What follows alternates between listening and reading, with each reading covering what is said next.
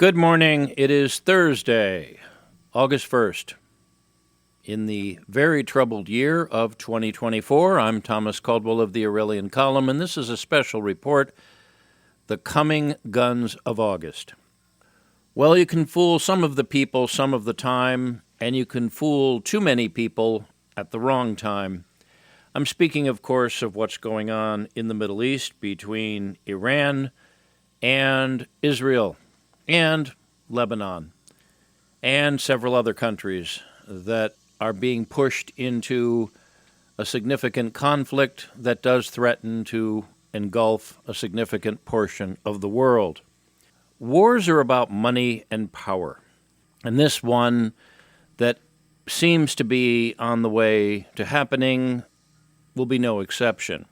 It was said by several senior people in several countries in the Middle East that if you're trying to negotiate for a ceasefire and the release of hostages, and possibly even to make peace, it doesn't pay to kill the person that you're trying to negotiate with, especially if they're attending a very important event in a foreign country. This does make sense because apparently Mr. Netanyahu, in his recent visit to Washington, D.C., as I was outlining, was not there to give an address to Congress. He was there to give a report. And from what we're seeing now, apparently to line up his ducks for what he and his administration or regime had in store, hitting the head, one of the senior people of Hezbollah in Lebanon, and then hitting the head of Hamas in Tehran.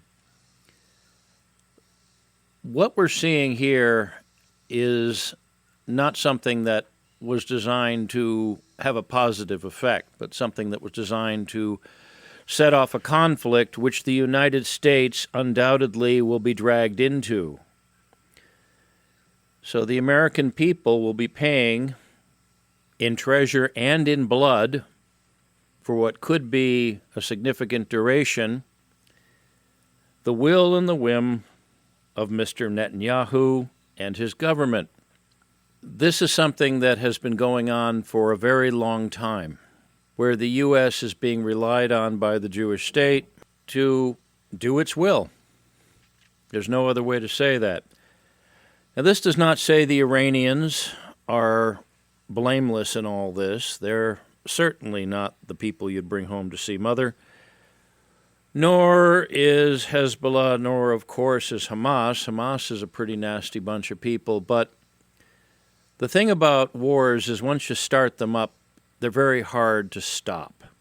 Sure, the Israelis were attacked on October 7th. You had a lot of sympathy in the Middle East, even among Middle Eastern leaders at the time. But this is not being turned off. It's being turned up.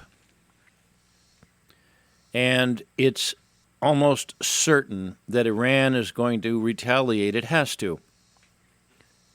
Otherwise, it'll appear weak in a part of the world where weakness gets you attacked and overthrown and killed.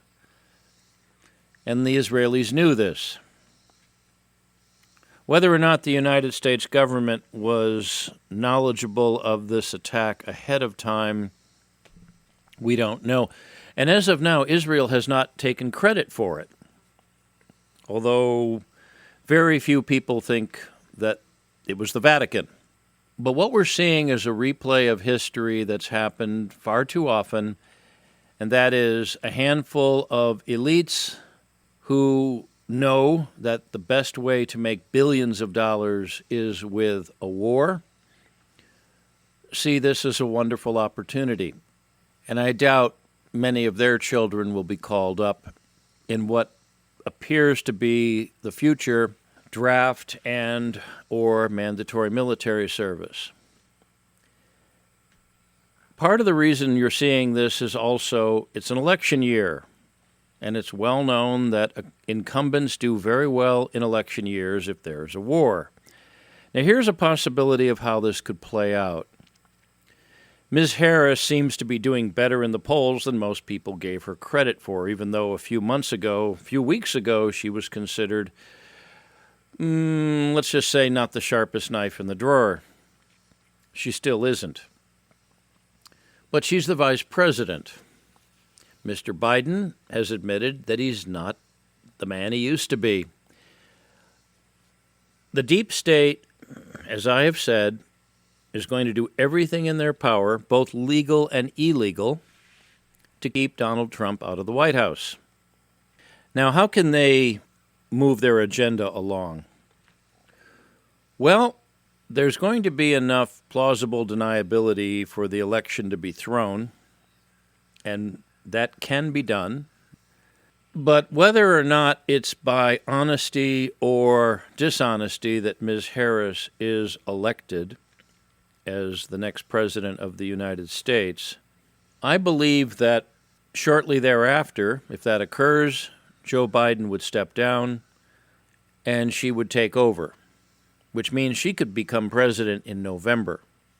That would be a real interesting turn of events, because if we are going to have the outbreak of war in August, the powers behind Ms. Harris and the current agenda would be able to really push things along much sooner than next January. These are very dangerous times, because if Iran is attacked, Russia will be drawn into it. Oil will be cut off from the Straits of Hormuz. And if you think that oil prices are high now, just wait until guns start to be fired and bombs start to be dropped. If you think food prices are high now, just wait.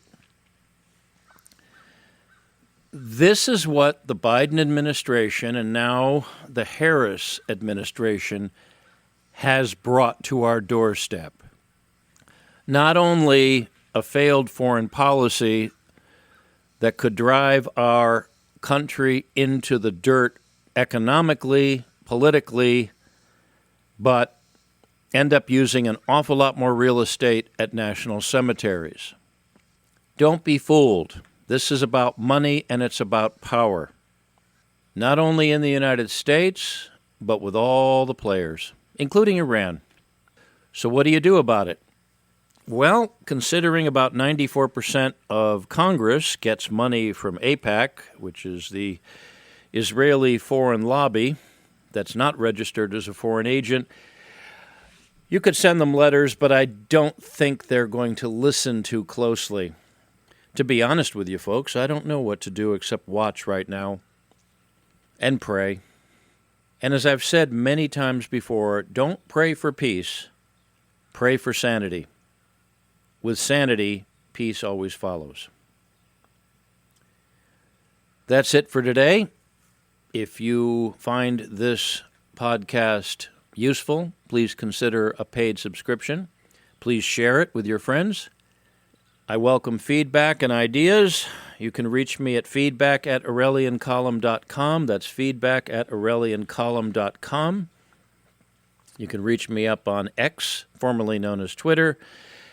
My handle there is MICCAMPEN. That's MICCAMPEN. I'm up on Telegram. The handle there is, of course, Aurelian Column, and I'm on a few other social media platforms. I am not on Facebook. That's it for today. Until next time, be good, be safe, be vigilant. Yes, be very vigilant. And good day.